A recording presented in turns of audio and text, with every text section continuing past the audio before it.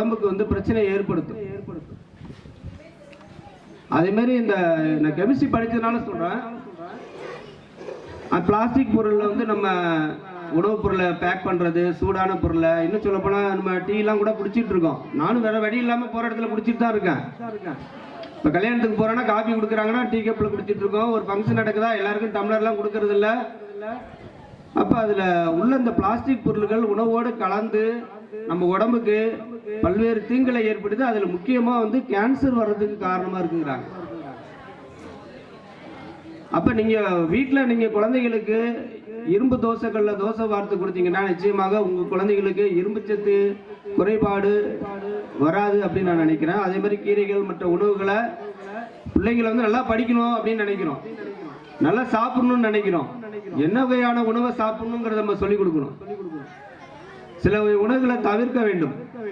அதெல்லாம் நம்ம கொஞ்சம் கொஞ்சமா சொல்லி தரும். முடிந்தவரை நம்மளா தயாரிச்சு கொடுக்கணும். ஸ்கூலுக்கு அனுப்பும்போது நம்ம அவசரத்துக்கு ஏதாவது ஸ்நாக்ஸ் ஒரு பாக்கெட்ல இருந்துச்சுன்னா வாங்கி கொடுத்துடணும். நிச்சயமாக அதெல்லாம் தவிருங்க.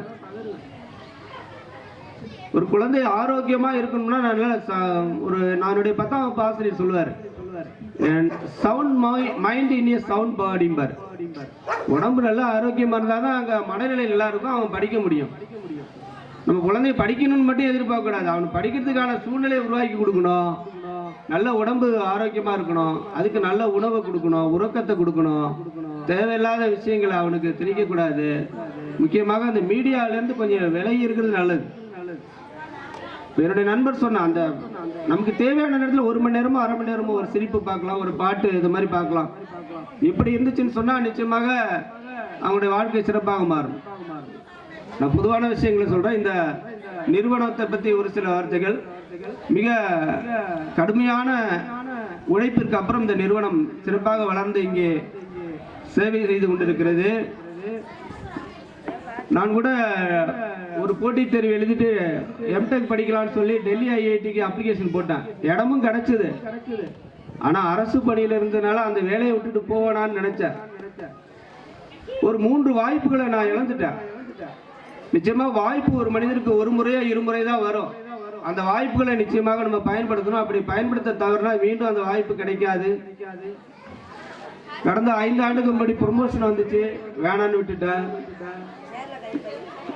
ஒருவேளை அதுக்கு போயிருந்தா இப்ப எனக்கு ஒரு 6 வருஷம் ஆயிருக்கும் சர்வீஸ். இன்னும் ஒரு 4 வருஷத்துல டிஓ ஆயிடலாம், அப்புறம் 2 வருஷத்துல சிஓ ஆயிடலாம். அப்ப அது டெல்லி ஐஐடில படிக்கிற வாய்ப்பை நான் இழந்தேன். அன்றைய சூழ்நிலையில் அன்னைக்கெல்லாம் அப்பாவை கேட்டு முடிவு எடுக்கல, நானா முடிவு எடுத்தேன்.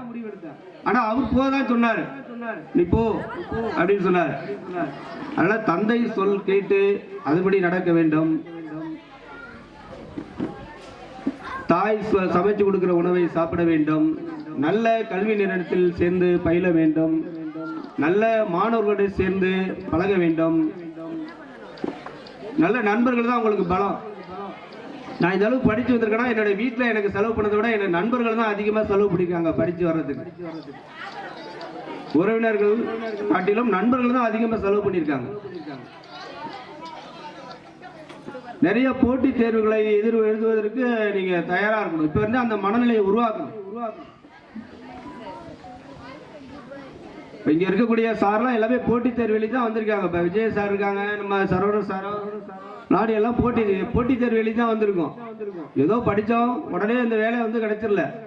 பல்வேறு போட்டித் தேர்வுகளை எழுதியிருக்கோம். அதன் அடிப்படையில் தான் இந்த பணியானது கிடைத்திருக்கு.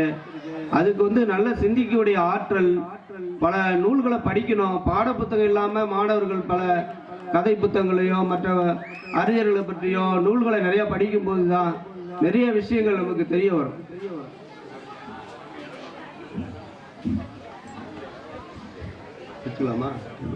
சரி, இந்த வாய்ப்புக்கு நன்றி. இந்த நிறுவனம் நான் அந்த ஒரே ஒரு செய்தியை சொல்ல வந்து அதை ட்ராக் மாறிட்டோம். அந்த ஐஐடியில் படிக்க போகணும்னு நினைச்சோம். அப்ப அங்க ஹிந்தி தெரியணுமே நமக்கு, அப்ப ஹிந்தி படிக்கலாம் அப்படின்னு சொல்லி ஒரு நாள் போயிட்டு ஒருத்தரை கேட்டு வந்தேன். ஆனா அதுக்கப்புறம் நான் ஹிந்தி படிக்க போல, வேற வேலை கிடைச்சு இங்க வந்துட்டோம். அப்ப கண்டிப்பா இங்க ஹிந்தி சொல்லித்தராங்க, அதை பயன்படுத்திங்க. நிச்சயமாக ஒரு காலத்தில் அது உங்க குழந்தைகளுக்கு உதவியா இருக்கும். அது இந்தியாவில் எங்க பயணம் பண்ணாலும் சரி, அல்லது மேற்படிப்புக்கு போனாலும் சரி, அந்த ஹிந்தி வந்து மிக மிக அவசியமா இருக்கு. நம்ம வேற்றுமொழி வேண்டாம் நம்ம சொல்லி